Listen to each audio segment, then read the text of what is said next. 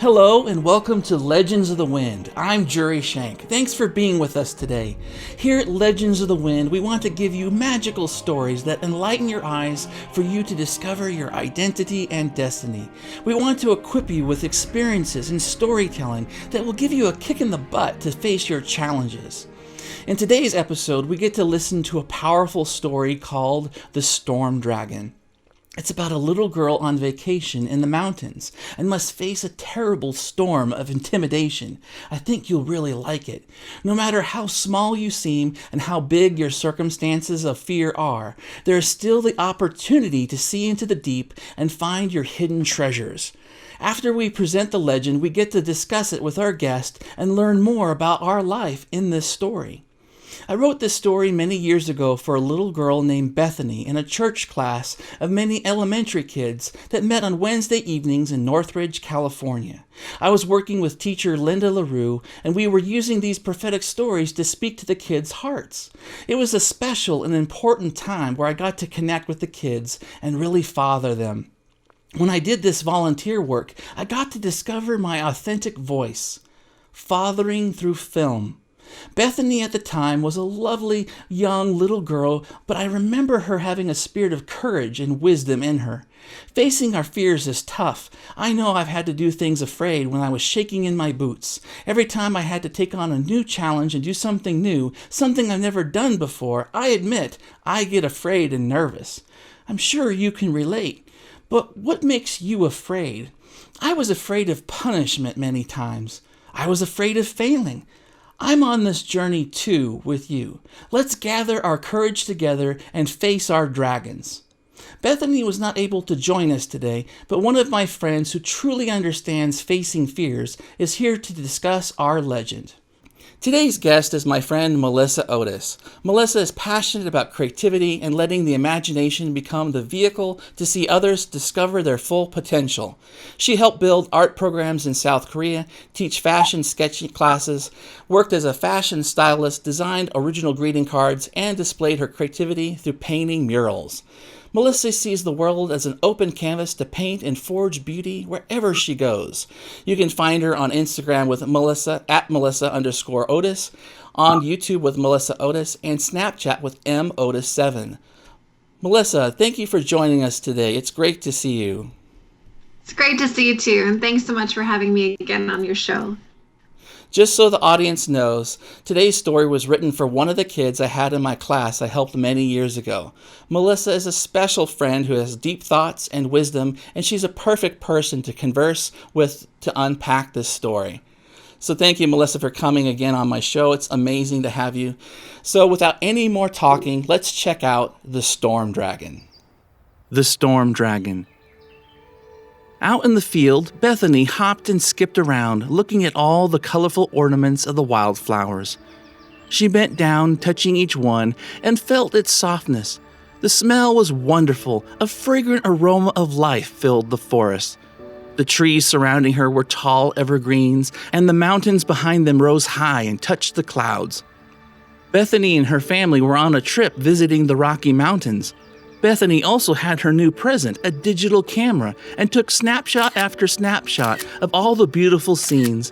She got better and better at her photography, for she was astute at composition, lighting, and design.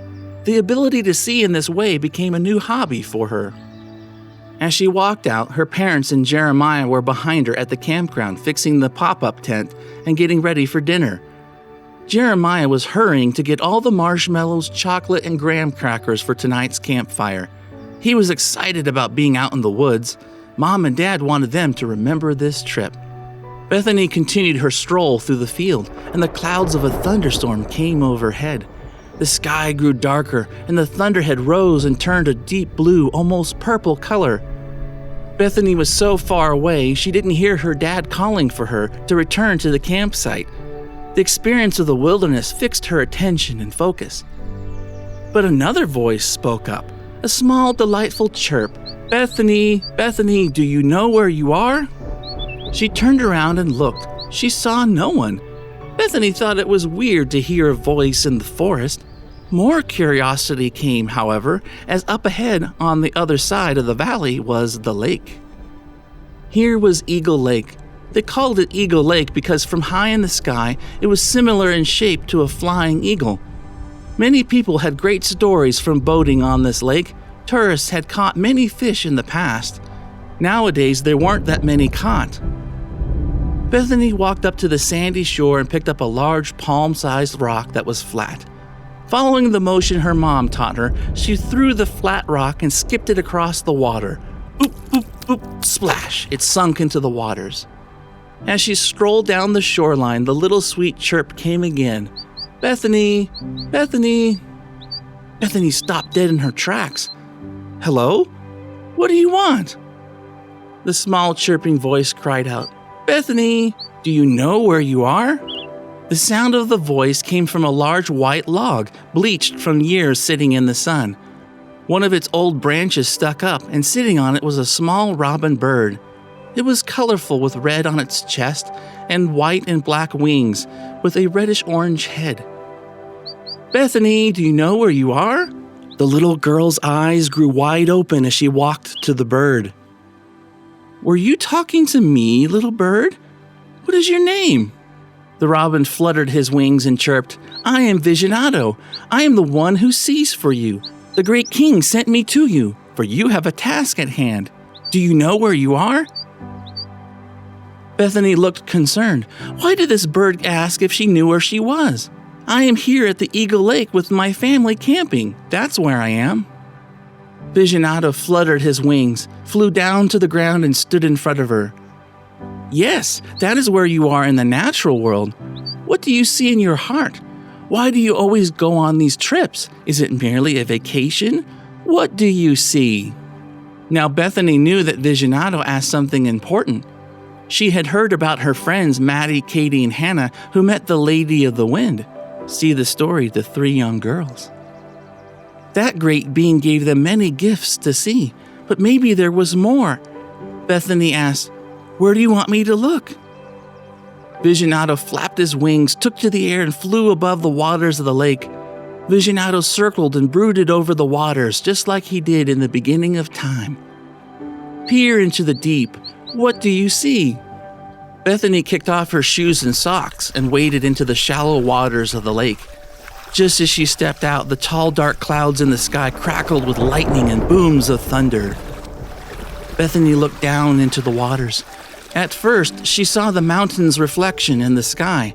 As she peered more and more, though, she saw countless fish swimming around below the surface. I see fish inside the waters of the deep, she cried out. Visionato flew and fluttered. Very good. What else do you see? Bethany continued to look. Inside the waters, the fish that swam turned gold and shined bright like the sun. And just after that, a huge boom of thunder and lightning as the bolt struck a tree across the lake.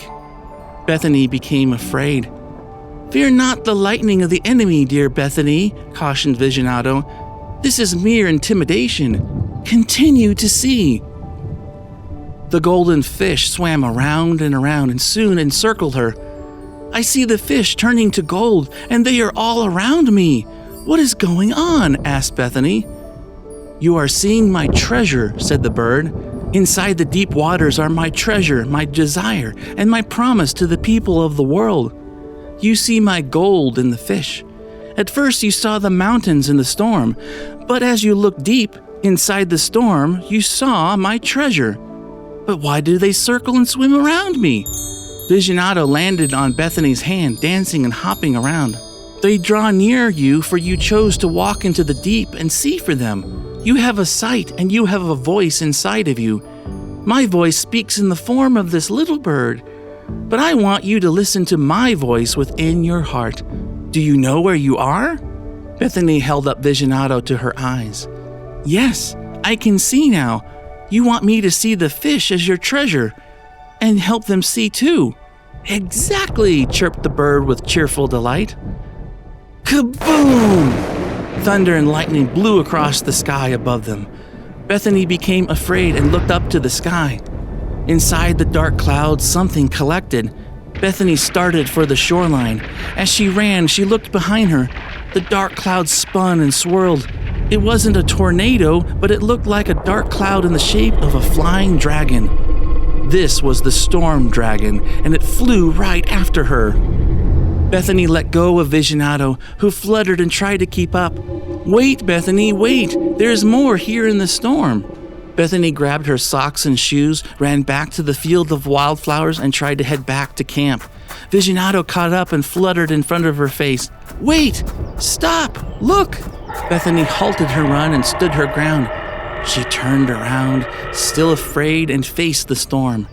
In front of her flew the dark clouds formed by the wind, and the storm dragon snarled and moved back and forth like a lion in a cage. Visionato flew to Bethany's right shoulder and whispered, "This storm dragon will always chase you if you run, but if you stop and resist, he will retreat. Speak to the storm dragon." "What do I say?" asked Bethany with fear inside her voice. "Speak what you saw in the deep waters. Speak the promise and identify the treasure in the storm." Bethany collected the images of everything she had seen. She remembered how Visionato said it was a storm of intimidation. She held her hand up against the storm dragon. "In the name of the mighty king, I tell you what I saw. I saw fish in the deep, the golden treasure, and the promises of the king. I no longer saw just the mountains. I saw within the deep. Now, storm dragon, you must flee, for I declare this treasure to the world, and you cannot chase me anymore. I stand my ground, and I speak what I hear and what I see. Visionato here is my guide, and I see within you, storm dragon, a lie. You are nothing but dust and shadows, winds of the air, and storms of the sea. You have no substance, and I see within you my opportunity to see and to win. You cannot take this treasure. You cannot take the golden fish of the deep. They belong to the king." The storm dragon slithered and snarled, and the clouds that made it dissolved away. The thunderheads and the dark sky returned to the sunny day, and the wind stopped. The cool air became warm, and peace came to the valley of wildflowers. Bethany's dad hopped up next to her. "Bethany, did you hear me calling? Where were you?" Bethany hugged her dad and cried out, "I saw the storm and ran to you, but I could see the treasure in the storm. Visionato helped me." Dad asked, "Visionato?" "Yes, my little bird. He spoke to me." Bethany looked and saw the little bird fly high into the sky and into the sun. He seemed to wave back at her, but Bethany's dad picked her up and held her in his arms. He said, "I think it's time to listen to me instead. Let Visionato help you the next time. Come on, kiddo. Jeremiah is waiting to make some s'mores." "Okay," smiled Bethany. And with that, father and daughter raced across the field of wildflowers to the campground, and the afternoon sky became a golden red. Bethany and her family all sat in lawn chairs and watched the new fire lit in the campground. Bethany thought to herself, "What a great vacation. Do I know where I am? I am with my family, and I can see and I can hear. I do." Inceptio. Well, there it is, the storm dragon. Wow, I mean, I've heard it a few times already, and it just hits me every time. I get chills, and I love that story. Great. What is it about this story that gives you those chills? What's hitting your heart? How's it speaking to you? It's the imagery that happens. It's where the storm is brewing, and then the voice. They just say, "I choose," and this is what I see. And in that, when that girl chooses, this is what I see. And then it dissipates. It's like, I see through you, and intimidation fleeing, and it's amazing. It's just a great reminder that our voice and what we say and what we declare really matters, and it really does shift things in our life, and not just in the story, but in life too. Wow, it's a great summary of the takeaway. Let's break it down. So when Bethany's in this field of wildflowers, she's taking photographs, and it's a small moment in the story, but she has this ability to take pictures, and I think that little nugget right there is a big key for her character and for us in the audience, because she has a certain sight. She has an eye for things, and I think that we all need to know, what are we looking at, and what is the how do we perceive things. And can you talk about, Melissa, like, what is it about the ability to see? I've learned about that there's this thing called sight, and then there's insight. Can you talk about what you think the difference of seeing is versus insight? Absolutely. I mean, I can kind of take it back to my art classes. So, we look at pieces of art and like, oh, that looks good. I like it. We don't really know why we like it, but it takes someone to break it down and say, this is actually what's happening. This kind of movement, these type of colors, this type of leading your eye around and actually framing it in this particular way, and actually training your eye to see why it's something that's appealing to the senses. We all have an eye for art or something that looks beautiful, but we don't know exactly why. And so just opening up our eyes and beginning to notice the little details. Wow, these colors work together. This creates this kind of movement. This creates these kind of feelings. And then being able to critique it in a way where you learn all the different critique words. I think it's kind of one of the major distinctions that we have. I think that we all can see, but I think that if we can hone in on those skills and we can actually learn to see deeper and understand why we're seeing what we're seeing and be able to put words to just something that's just a feeling or just maybe more ethereal. But no, there's Right. a reason why we see something. There's a reason why we have a feeling or reaction to something. So people get paid a lot of money for visual merchandising, for helping you to buy things. I mean, they understand this, that there's a reason why we're drawn to things and the reason why we're not. Sure, and that's like looking and breaking down the natural an image, an art form, but also sometimes looks can be deceiving. And you mentioned emotion. Sometimes we're given information, or we're seeing something happen in front of our eyes that make us afraid, make us panic, or actually deceive us into believing something that's not true. And often those emotions are so powerful, right? But they can get in the way of truly seeing and having that insight. So what do you think about insight? Why is that better than just seeing? I think insight is something that really draws you forward. Insight, something much more deep. I just had an experience just recently. I've been taking trapeze classes, and I've been, it's one thing to just watch somebody to go and jump off and do these cool tricks on this trapeze. And it's another thing to actually get up the ladder and do it yourself. And it is perception in a way where it's like, I could look at two things, and I could look at how far I'm going to drop. I can look at what I'm losing. I can look at all of the things that could go wrong, the intimidation of it. And that's all very real. It's a real thing. But I had a very big epiphany where I said, you know what? I'm not going to look at what I'm losing. I'm going to look at what I'm gaining. And instructions in that case were to just focus on looking at your hands in that case for that particular trick. And don't focus on looking at where you're going to the person. I mean, making that connection happen. And when you hear the sound, you just let go. And it works. It works every time if you follow the timing. And so that's just Wow. things that I learned was to just not focus on what I'm losing and what I see in front of me, the intimidation of, and really I struggled to let go. They were like, let go. No. And then I just kept swinging and then just slowly lost my momentum until I made that decision of, I'm not focusing on what I'm losing. And I think that's part of that's with insight, is focusing on where you're going and gaining, and the rich and the depth of that, as opposed to the fear and the intimidation, which, I mean, they talked about in the story, that Right. just run away from the things that really bring us delight. And in this case, the little girl, she had delight in the beauty of things, the natural beauty, the things not everybody sees, and looking deeper into situations. And so, but she would have ran from that if she listened to that intimidation and that fear. That's great. I mean, the fact that you were doing trapeze is I would never do that. The most but terrifying and exciting thing I've ever done. Oh, definitely, and that speaks about fear and about seeing and talk about timing and letting go, and it's amazing. very brave of you and courageous.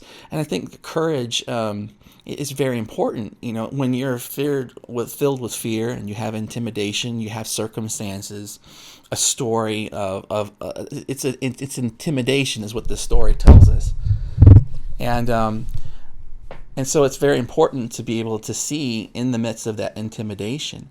And I think that you know how when you're in water and you can see the reflection on the water surface, right? And so in the story, she sees the sky and the mountains and the storm. But if you look a little deeper, you can see the fish.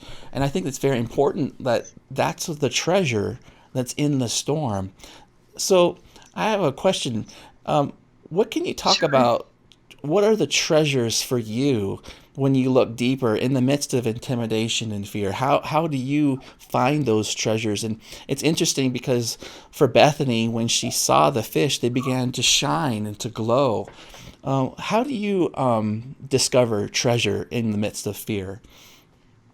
It's kind of taking a step back and just looking, and it takes a focus shift where I'm either going to focus on all that's difficult and hard and all the things that I just make me want to run, or I could sit and I can quiet things down and I can start to just really list out the things. You know what? There is a lot of good, and I just have to look for it. I just have to find it. And then actually, it's really amazing once you start to hone in on actually, this is really great. I got this job and it was really it wasn't my ideal job, but actually this job was the best thing for me in this situation. And I didn't know. You start to look and you look back and wow, that moment actually, it didn't feel great at the time, but that actually was a stepping stone into my next step, or a very important meeting with another opportunity.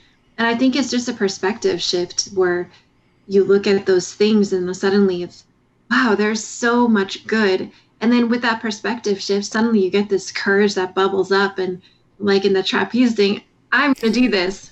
I'm going to jump and I'm going to do this. And nobody's going to stop me. Nothing is going to stop me Wow. except for just, this is it. My mind is made up. And when I read this quote, actually related to when I followed through and I actually did the quote, the trapeze trick. And this quote was, I've learned in my life that when my mind is made up, that I let go of fear. And Wow. I just think that really speaks to a lot of our situations. When we make up our mind and say, this is how it is, no question, then suddenly, wait, I was afraid of, what was I afraid of? And then it really just changes your perspective, and it launches you. And then I can't even tell you. So there's this part where you're flying upside down, you're holding upside down, and then you let go, and it's just a blind let go.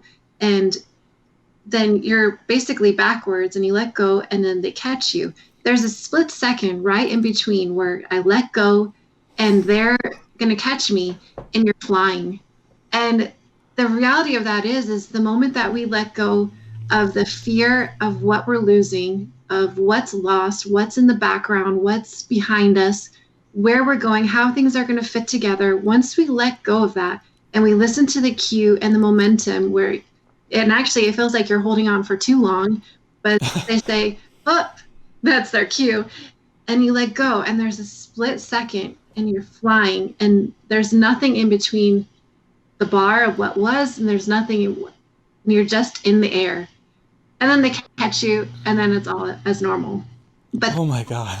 I can't even describe how impactful that moment was, because it was a decision. Because a couple of weeks before, I definitely was not following the instructions and I was not letting go. And I had a lot of bloopers on video, me falling down, but I made a decision, and that decision just changed everything. And it wasn't this, I'm roaring on top of the ladder, I'm going to do this. Wow. Just an internal, that's it. That's all I'm going to do. And Oh my gosh. I flew. That's I'm picturing it in my mind as I'm listening to you, like I'm getting all scared too. But I think that there's a couple of things I can take away from what you're saying. One is that you'd made the decision. So what's the opposite of that? Well, people can be complaining, or procrastinating or delaying or being fearful and being negative, and really.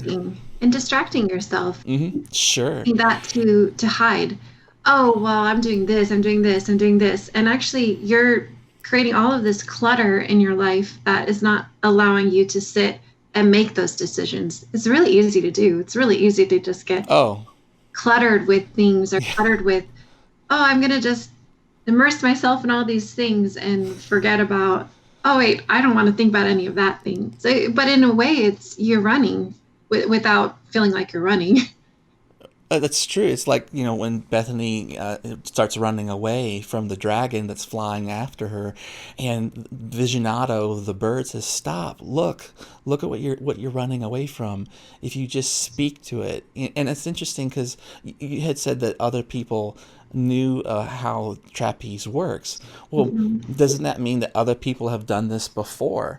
Or someone may not have done your exact thing that you're afraid of in your circumstance, but other people have faced trial and tribulation before. And if you follow through, you're going to be okay, right?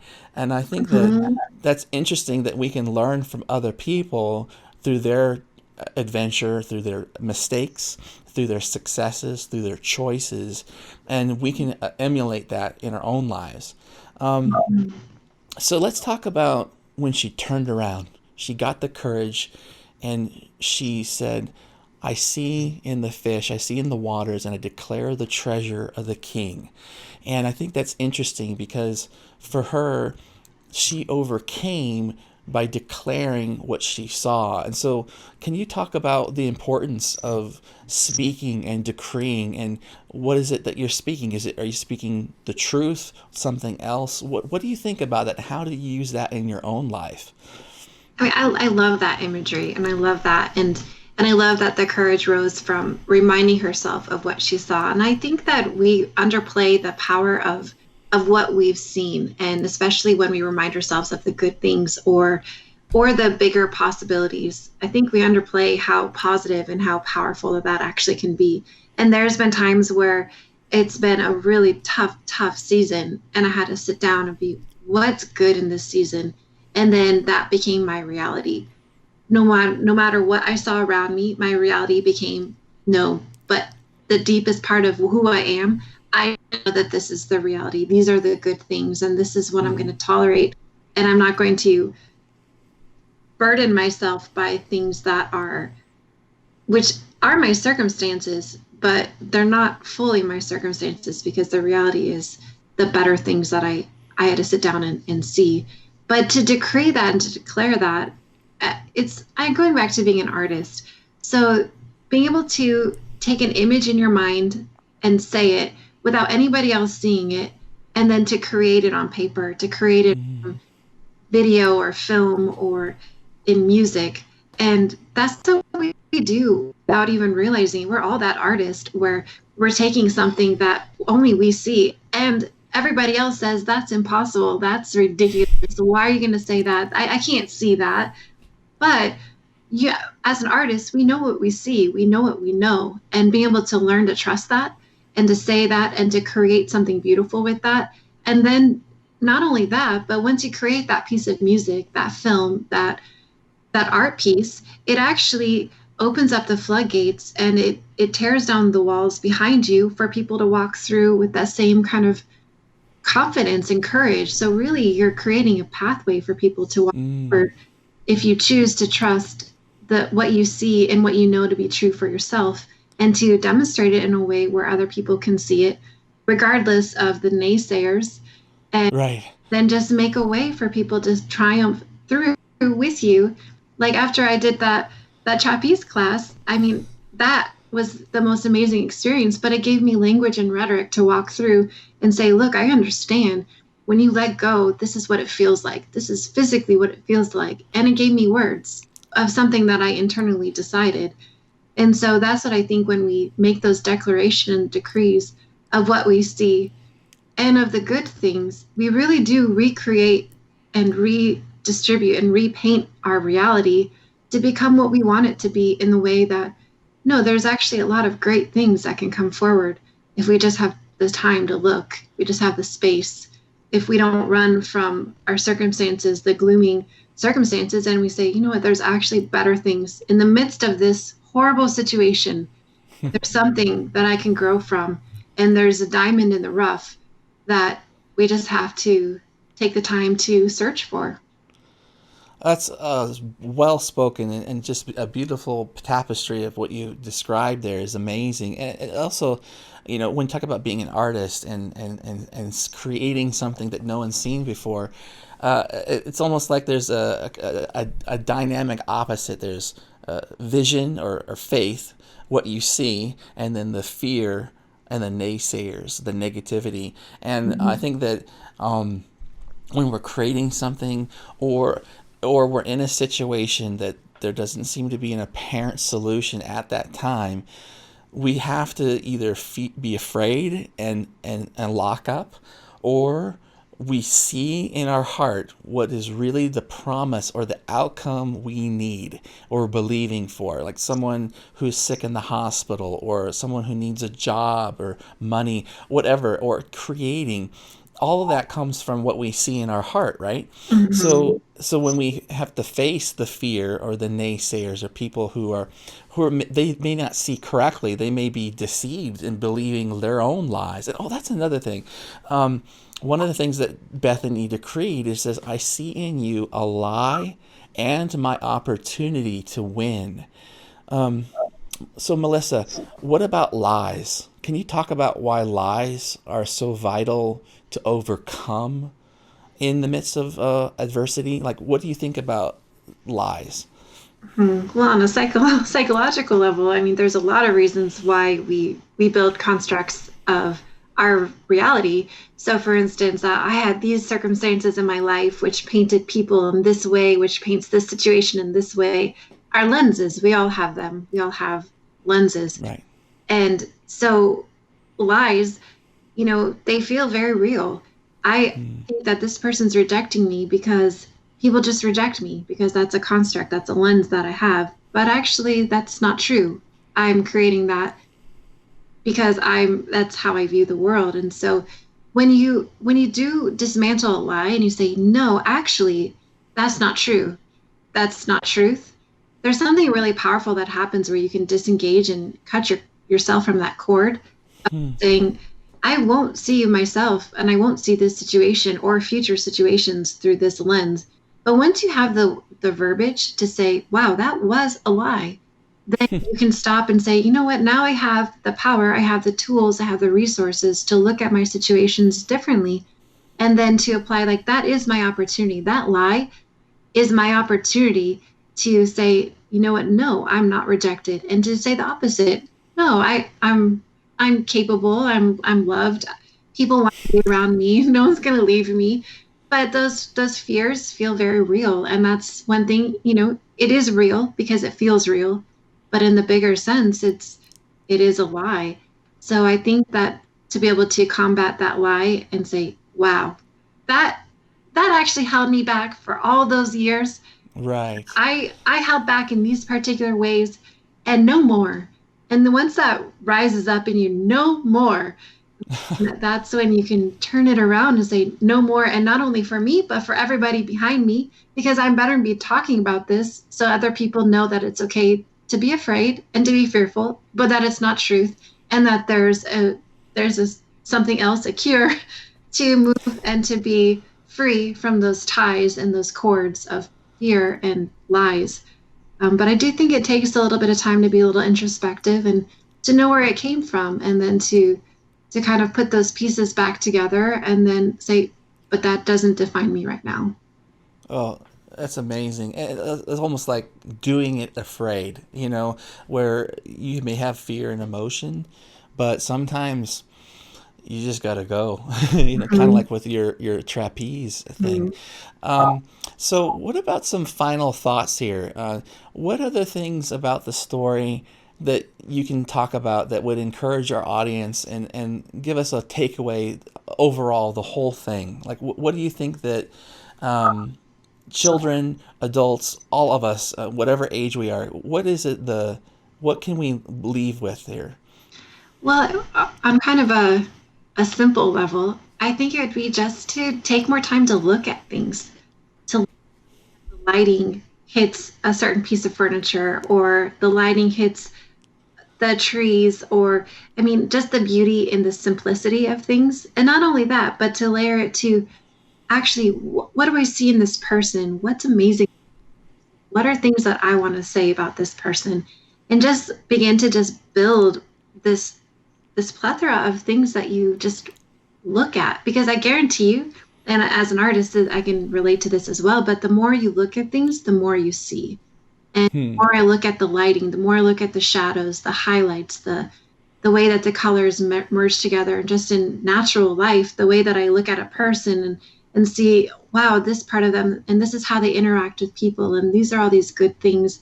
And the more that I see, the more that I value, the more that I appreciate, and the more that I can relate that to my life and to see deeper into my circumstances. And one other way is that when you get that courage to just move and go, it honestly is more fun than sitting in fear. So that class of the trapeze class where I was afraid to let go wasn't that fun. It just wasn't that fun at all. And I was so stubborn. And there was one time in this class where I did let go, and I was like, I'm letting go. But it wasn't enough for me to fully do it. So then the next class was, you know what, I'm going to just do this despite of my fear. And it was just way more fun. And then I had the thought, why did I not do this sooner? Why did I not go sooner? Because this is way more fun letting go than it is holding on. And that was just a picture of the things that I'm holding on in my life. It's just way more fun to just let it go. Easier said than done, but you really do it with that courage and that internal resolve to just, I made up my mind and I'm just going for it. And then to live in that place, there's a lot of beauty there. And there's a lot of ownership that happens in that place where I accomplished it. I saw what I needed to see, and now I'm the new. Oh, Melissa, that's an amazing real life takeaway for your trapeze experiences, the things you overcome, and how we can learn from that. And I think that it's just beautiful. So thank you so much for being my guest today on our podcast. And I think for me, my takeaway is that not only do we need to observe life and things artistically and beautifully, we need to look at ourselves as well. And we need to not believe the lies that we tell ourselves about who we are, and that we are gold, we are treasure inside ourselves, our soul and our spirit and our body, and who we are and the truth of who we are. And I think that we can look at ourselves correctly with truth, and also believe who we are. And it's not like I just feel this. I am this. It's not a feeling. It's a belief system. And I think that believing who we are is our identity, and looking at our circumstances and our life the way you talked about seeing the truth and going for it. I think that is a recipe for success, and hopefully we don't ever get stuck and trapped in fear ever again. So once again, thank you, Melissa, for being my guest on today's episode. And so to our audience, thank you for listening and watching, and for continuing to be part of our podcast. And we'll hope that you enjoy the next one. We'll talk to you soon. Thanks so much for watching and enjoying The Storm Dragon. Thanks for joining us today on the Legends of the Wind podcast. Be sure to subscribe, like, and hit the bell button to be alerted of future episodes. And don't forget, our stories are found here in life and beyond the imagination. Now you can finish your story. Keep dreaming, keep believing, and we'll see you again on our next episode of Legends of the Wind. Audiobooks and merchandise are available at legendsofthewind.com. Go and check it out.